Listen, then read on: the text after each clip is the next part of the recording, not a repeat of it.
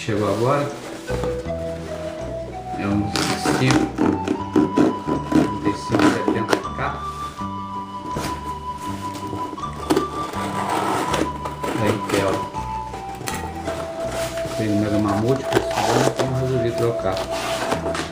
Sei que já é uma plataforma que não é nova, mas eu particularmente gosto muito da plataforma 1155, né?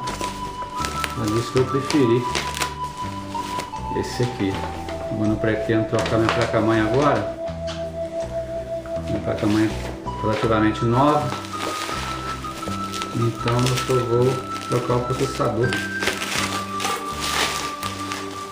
E em breve minha placa de vídeo também. Mas primeiro processador, porque o preço também é bem elevado nos meus padrões.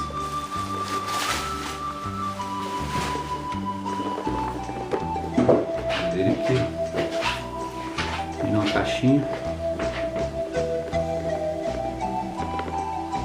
Tem as especificações dele.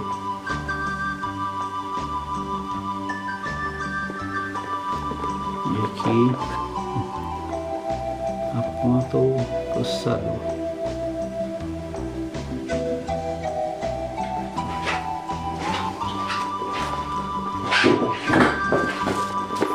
Embaladinho direitinho, lacrado. Importante, quando comprar ia sempre lacrado. Sempre comprei no Mega Mamute, uma loja que sempre entendeu bem. Eu sempre compro lá. Coolerzinho padrão, eu não vou usar esse cooler, né? Já tem um outro.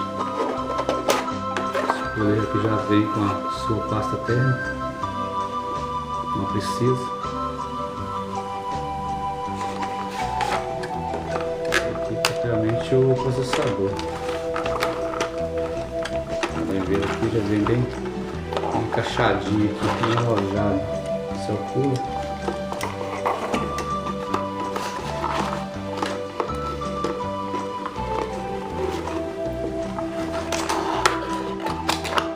Com calma, né? Isso aqui é delicado. Esse é o i5 3570K.